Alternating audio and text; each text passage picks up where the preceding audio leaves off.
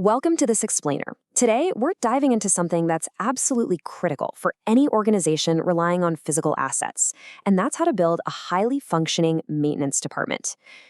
Poor reactive maintenance strategies can literally cost large facilities millions of dollars every single year.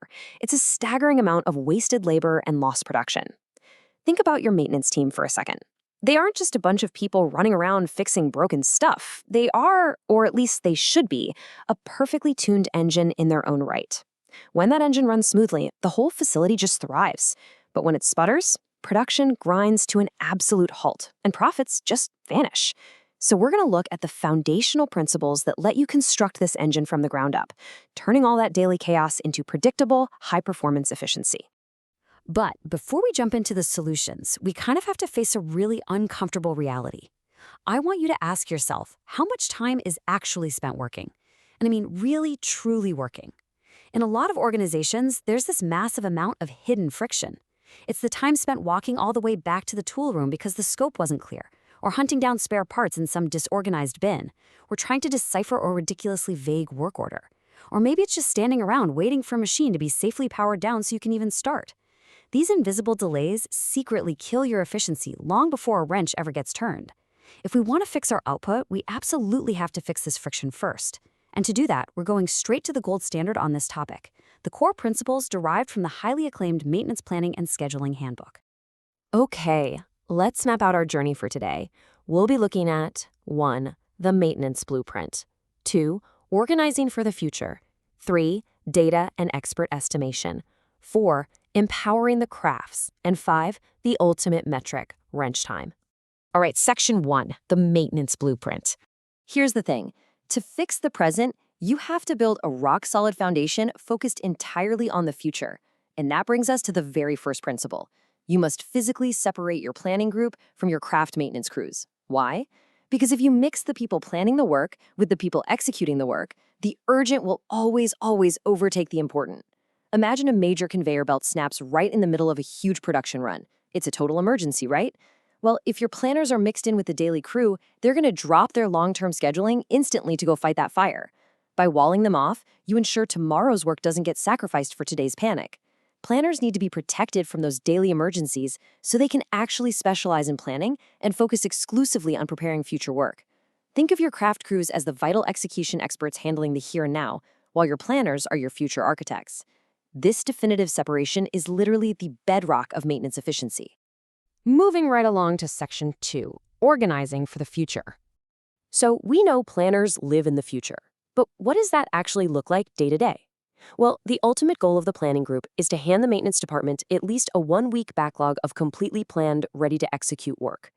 Having that healthy backlog is exactly what lets supervisors create a schedule that's actually realistic and highly efficient. But, and this is key, planning is not a one-way street where commands just get handed down from on high. It's an evolving cycle. Once a job kicks off, the technicians take charge. They're the executioners handling any unexpected hiccups on the floor. Then, when the job is done, the lead tech provides vital feedback. They report back on problems they ran into, necessary changes to the plan, or just helpful little tricks they figured out. The planners then take that on-the-ground reality check and update the job plans. It's this beautiful, continuous feedback loop that ensures the whole department gets a little bit better and a little bit faster every single week. Next up, section 3, data and expert estimation. This is where we pop the hood and look at the exact tools planners use to build these blueprints. Principle 3 tells us that planners maintain a simple, secure, component-level file system, and they organize this based on equipment tag numbers. Now, I know that might sound like boring administrative paperwork, but I promise you, it's actually the corporate memory of your entire facility. Because the vast majority of maintenance tasks are repetitive over time, these files capture historical data, previous lessons learned, and really important cost information. For example, if pump 42B has broken down 3 times this quarter, its specific tag file will instantly show the planner that it's finally cheaper to just replace the whole thing rather than blindly schedule a 4th repair. Those equipment tag files hold the answers to major capital decisions. And the best part? This info isn't locked away in some secret vault. Everyone, supervisors, engineers, technicians, should be properly trained to access this data with minimal help from the planner. But, data doesn't just interpret itself, which leads us to principle 4. A planner isn't just someone who's good at shuffling paper. They need a really unique trifecta of skills: excellent craft skills, organizational data skills, and strong communication and people skills. They actually need to understand how the machines work, how to organize the history of those machines, and how to talk to the mechanics fixing them. Planners combine their own deep, practical experience with those component files we just talked about to expertly estimate work orders. And here is a crucial baseline to remember about those estimates. The time they put down is based on what a capable technician might require to complete the job, assuming no unusual problems pop up. It's simply a reasonable benchmark for scheduling purposes. It is absolutely not some micromanaged target meant to rush or punish the crew. All right, Section 4, empowering the crafts.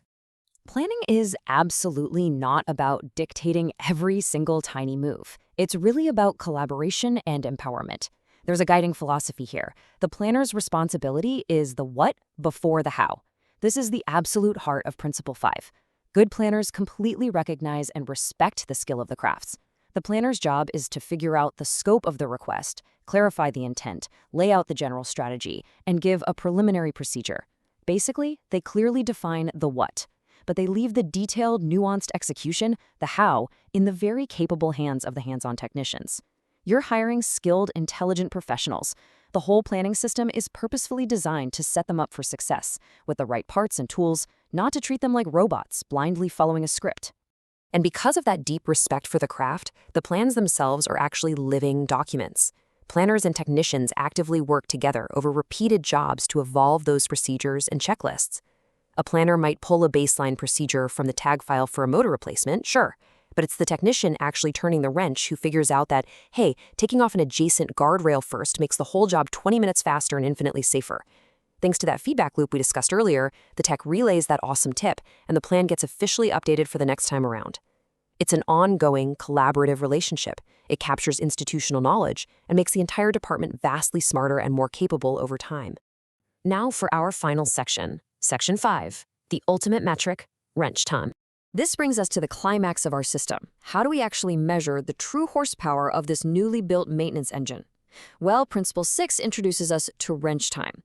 This is the primary measure of both workforce efficiency and how effective your entire planning and scheduling operation actually is. Read the definition carefully here. Wrench time is the proportion of available to work time during which craftspersons are not being kept from productively working on a job site by delays. Pay close attention to that phrasing. It's not a measure of how fast a technician physically moves their hands. Not at all. It is entirely a measure of how effectively management has removed systemic delays. Waiting for parts, waiting for clearance, waiting for instructions, so the technician can just do what they do best. Surprisingly, in a typical reactive, unplanned department, true productive wrench time often sits at a shockingly low 25 to 35%. The rest is just pure, frustrating friction. The real crux of the issue is perfectly captured when we break this down. You've got your productive wrench time, and then you have two massive categories of waste: delays during jobs and delays between jobs. If a tech is mid-job, has the machine wide open, but then has to walk 20 minutes across the plant to find a specialized tool because it wasn't staged for them, that's a delay during the job. Now, if they successfully finish a task and then have to sit in the break room for an hour waiting for a supervisor to hand them their next assignment, or waiting for safety operations to clear a new zone, that's a delay between jobs. So here is the absolute magic formula for our engine. Work that is effectively planned in advance, with parts and tools ready to go, significantly reduces delays during the job. And work that is properly scheduled as a full, continuous week's backlog effectively eliminates delays between jobs. It's that simple and that powerful. We've seen how all these pieces fit together, right? Physically separating planners to protect them from daily fires, focusing on building those future backlogs, using equipment tag numbers as your corporate memory, deeply trusting the expertise of your crafts, and rigorously measuring true wrench time. It is a completely comprehensive system designed to build a world-class maintenance blueprint from the ground up. So I want to leave you with one final provocative question to take back to your own operations. What are the biggest bottlenecks delaying your team's wrench time today? Are your planners stuck fighting today's fires, or are they actually building tomorrow's efficiency? Identify that friction, apply these principles, and watch your engine roar to life. Thanks so much for joining me for this explainer.